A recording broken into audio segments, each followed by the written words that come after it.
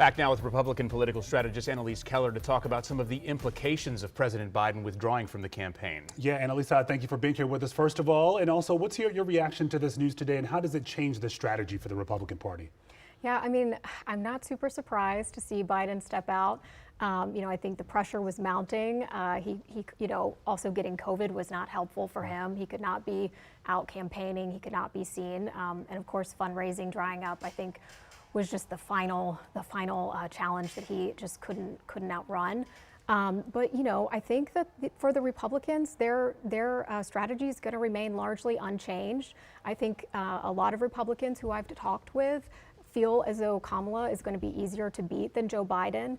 They're also, I think, going to focus on tying her to the Biden administration as a VP. So they're going to be talking about a lot of things like immigration. They're already up with some ads tying her to sort of some of the Biden administration moves. So I think their strategy remains largely the same. Why do you suspect that they have the belief that she would be easier to defeat than Biden? Yeah, I think it's just her unpopularity. I think there is a lot of polling data out there showing that she, is weak. I think that will be yet to be seen when it's a head-to-head between, Trump and Kamala. And I think some of the Democrats, frankly, have been unenergized by Biden. So I think there's a possibility that as Democrats maybe come home, maybe see Kamala as someone that they can, get out and vote for, who's, doesn't have the age issue. Maybe that goes away. But, she's been out there campaigning for a long time. She ran for president. She supported things like banning fracking. She supported Medicare for all. I think there are a lot of ways that Republicans are going to make push to indicate that she's more progressive than Joe Biden. Now, you mentioned her being unpopular here. We just heard from someone in Leslie Moreno's story. They're a voter who mentioned they're not a fan of either Trump nor Biden in this case. So you add Kamala Harris to the top of the ticket here potentially.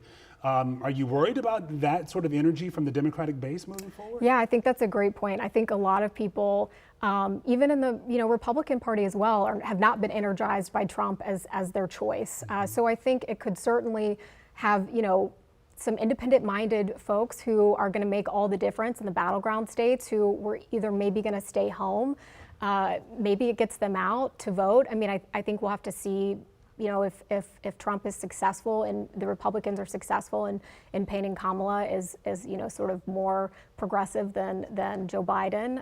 But yeah, that's the key question, is how this is going to play. Because basically, I mean, let's talk about what it boils down to. This isn't a campaign for president of the United States. It's a campaign for president of Michigan and Wisconsin and Pennsylvania, Arizona, Nevada, these key battleground states. So to that end, do we know how popular or unpopular she might be in those areas, and how crucial does that make her VP pick, assuming that she is the shoo-in for the nomination?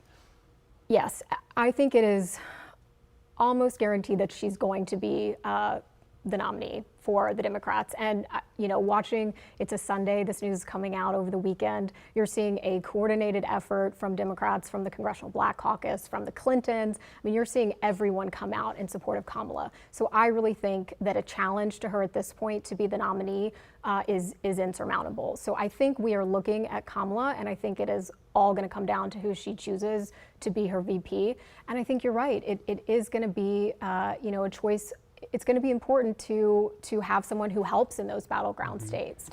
Okay, well, we can say that this is the playbook for now. We might have some other surprises in the days and weeks to come. Yeah, things shift quickly around here. Annalise, thank you so much for being here with us. Thank you.